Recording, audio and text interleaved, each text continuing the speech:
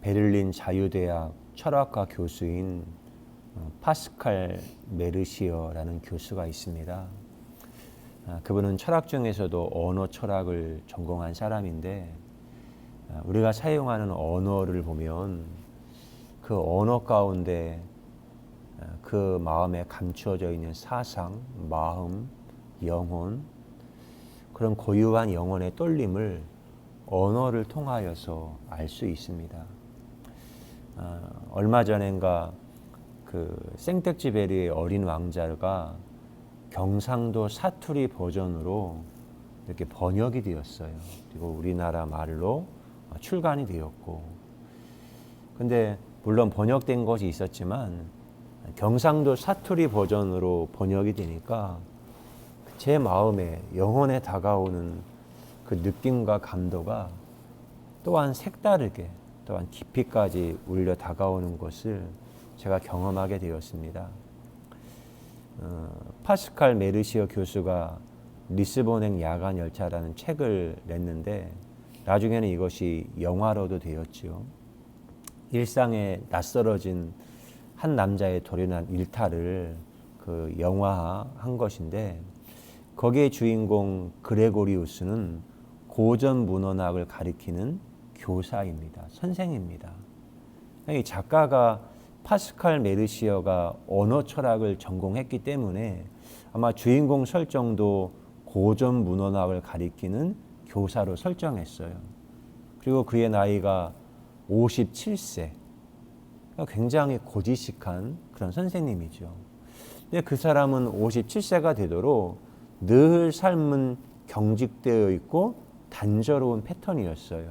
거기다가 싱글이었고, 그러니까 집과 학교, 직장, 그것만 늘 다람쥐 쳇바퀴 하듯이 그것만 왔다 갔다 매일이 일정한 정해진 질서를 따라서 늘 같은 하루하루를 살았습니다.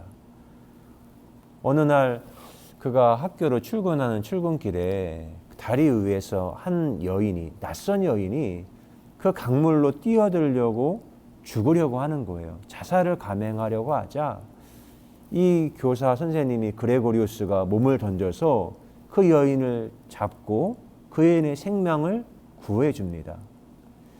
근데 그 여인이 그레고리우스 이마에 뭔가 숫자를 적어요.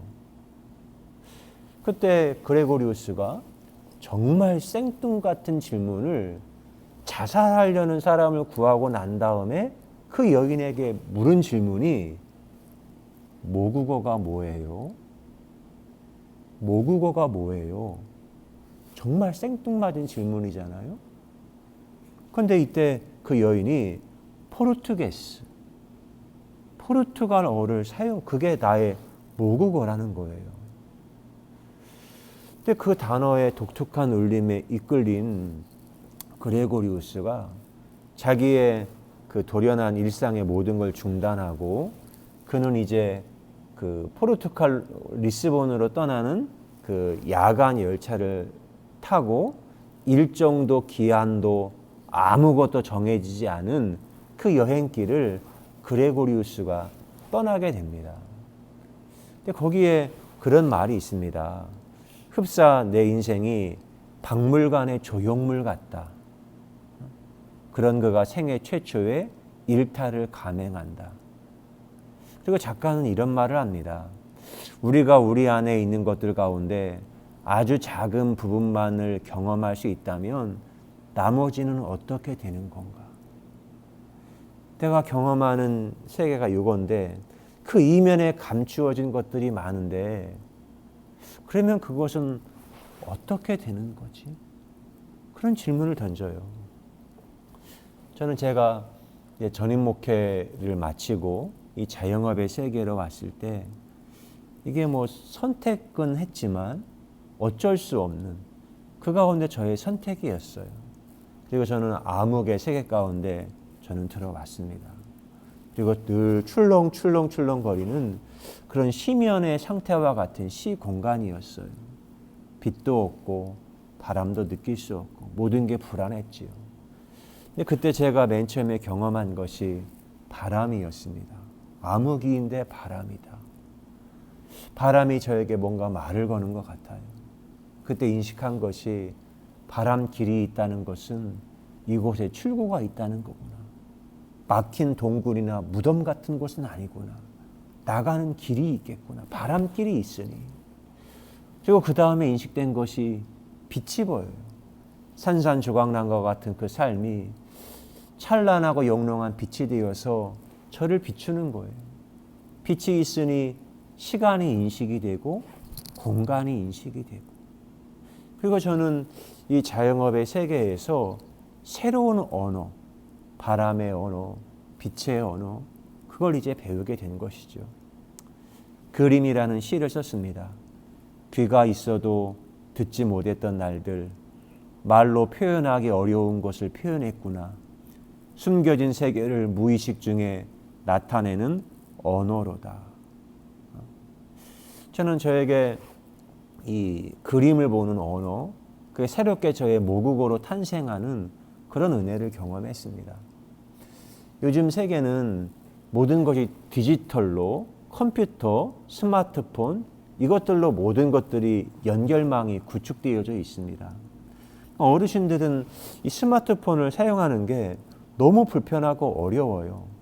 이 스마트폰이란 디지털 언어, 빛의 언어를 모르기 때문에 이게 힘든 거거든요. 저와 저의 경우는 디지털 세계로 이민을 온 사람입니다. 마치 대한민국에 살다가 태어나고 중학생, 고등학교 자랐다가 나중에 미국으로 이민을 간 그런 경우죠. 그러니까 겨우겨우 저는 살고 있는 거예요. 근데 그렇게 이민을 가면 언어를 배우는데 좀 어려움이 있습니다. 그러나 미국에서 태어나고 자랐다면 한국계이지만 그 언어를 배움에 있어서 어려움이 없습니다. 왜? 다 그 언어가 그곳이니까. 지난 주말에 미국에서 미스 아메리카 선발 대회가 있었습니다.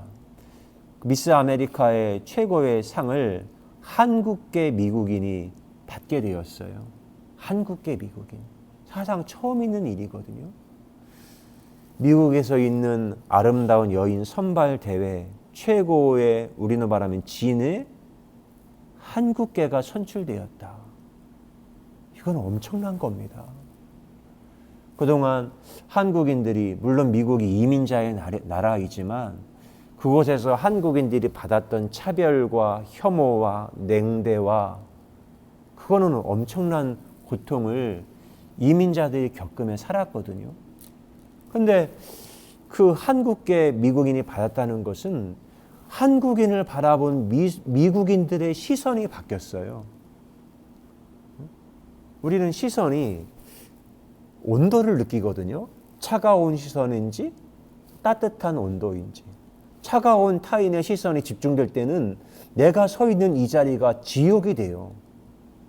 그런데 미국의 주류 사회, 평가하는 그 사람들이 한국인을 바라보는 시선이 굉장히 따뜻한 온기가 흐르고 있어요. 그래서 한국계 미국인이 미스 아메리카가 되고, BTS가 진출하고, 봉준호, 김여정 이런 사람이 아카데미 상을 받고, 이것은 한국인을 바라보는 시선의 온도가 굉장히 따뜻해졌다는 거예요. 이것이 바로 문화의 힘이거든요. 한국인이 따뜻한 시선의 온도를 받으면 그 외국에 나가 있는 한국계 사람들이 더 건강하게, 좀 더 건강한 숨을 쉬며 그 땅에서 숨을 잘 쉴 수가 있는 거예요. 왜? 서식할 수 있는 온도가 너무나 좋게 형성이 되어지고 있으니까요. 근데 지금 이 한국의 문화 콘텐츠의 힘이 세계를 향해서 확장되어져 가고 있지요. 예수님이 공생의 사역을 마치시고 이제는 십자가에 달려 죽으셨어요. 부활하셨어요. 사도행전 1장의 말씀은 이제 부활하시고 승천하시기 전에 제자들에게 던지고 계시는 예수님의 말씀입니다. 오직 성령이 너에게 임하시면 너희가 권능을 받고 예루살렘과 온 유대와 사마리아와 땅끝까지 이르러 내 증인이 되리라 하시니라. 주님이 약속하죠. 내가 육체가 있기에 늘 육체를 가진 몸은 시간, 공간에 늘 제한적이셨어요. 그러나 내가 승천하고 너희들에게 이곳에 성령이 오시면 너희들은 시공간에 얽매이지 않고 성령을 받으면 예루살렘과 유대와 사마리아 땅끝까지 이 모든 시공간을 뛰어넘어서 너희들이 나의 예수의 성령의 증인이 될 거다. 예수님이 말씀하셨습니다. 그리고 사도행전 2장에 그 모든 시공간을 초월하여 예수님의 영인 성령이 마가의 다락방에 오셨습니다. 저는 오늘 아침에 묵상하며 이게 예루살렘, 유다, 사마리아와 땅끝, 이게 지리적인 그 경계를 의미하거든요. 그리고 이게 문화권의 경계예요. 유대와 사마리아인, 유대인과 사마리아인, 혼혈인, 그리고 사마리아와 땅끝은 완전 이방인, 사람 취급도 안 했던 그 경계에 따라서 그들은 이동이 완전히 닫혀 있고 경계가 있었고 서로를 혐오하는 적대적인 관계였습니다. 성령이 오시면 그 경계가 사라져요. 경계가 모호해지고 그 경계마다 새로운 꽃이 피는 겁니다. 경계가 허물어진다는 것이 언어를 익혀야만이 경계를 넘어요. 언어를 익혀야.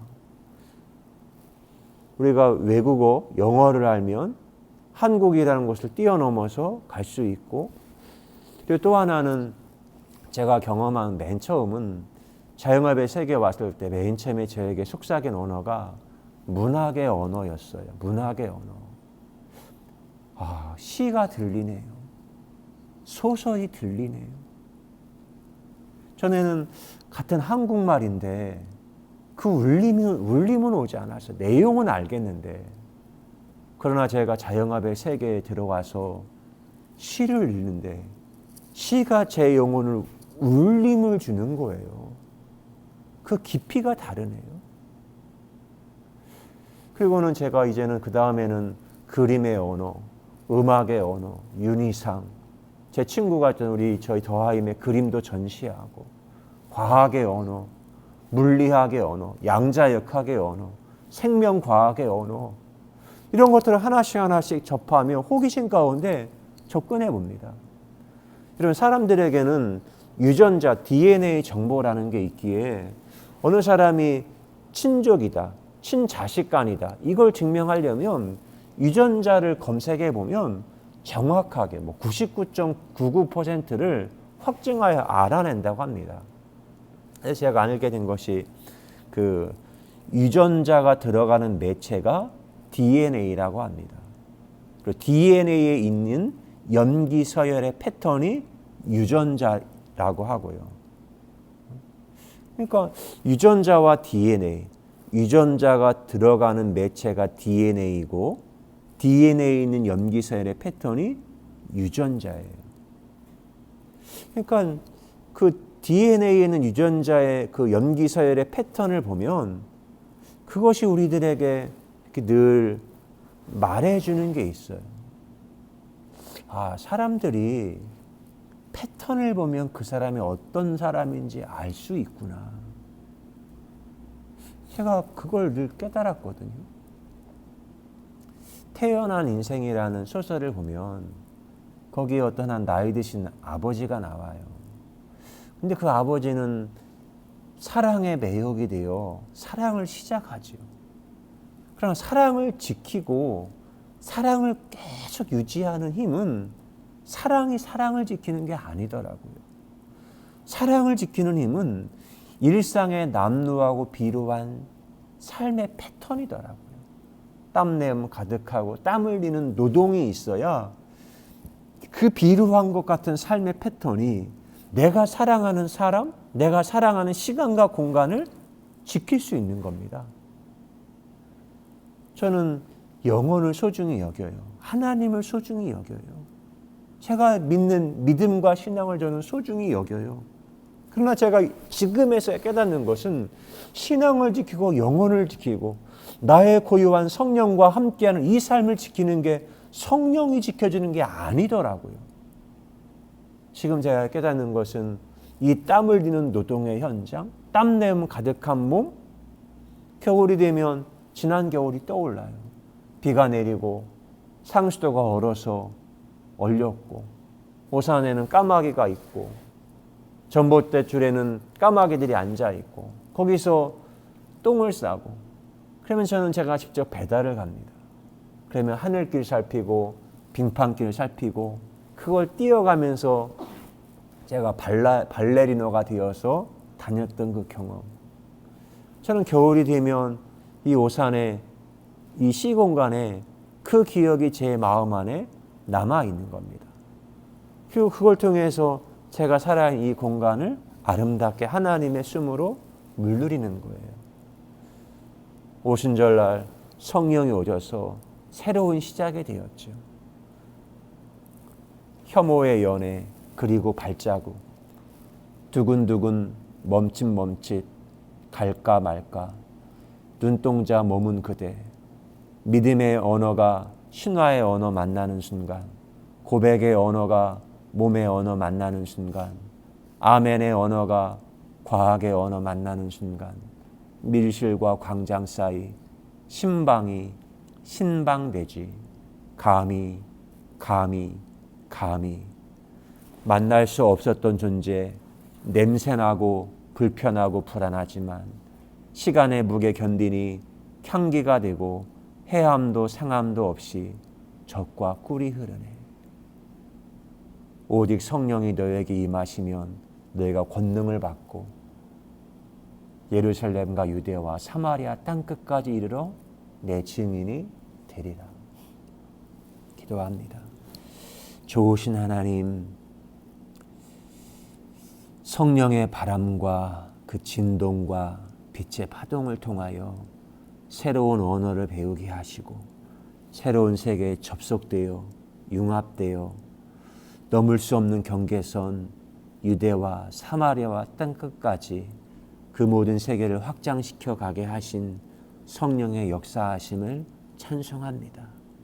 이제는 그 언어를 통하여 하나님의 새로운 물질에 새로운 세계에 담겨있는 그 고유한 언어를 내가 배우고 익혀서 하나님 이 세계를 아름답게 섬기고 이 땅을 하나님의 질서를 잘 찾아서 세상을 하나님이 꿈꾸는 아름답게 디자인하는 예배자로 제사장으로 예술인으로 저희를 불러주신 것 감사합니다. 오늘 하루를 살며 이 시공간에 울리는 빛들과 바람과 대화하며 오늘 하루도 행복한 하루 살게 하실 것을 믿고 감사드립니다. 예수 그리스도의 이름으로 기도드리옵나이다. 아멘.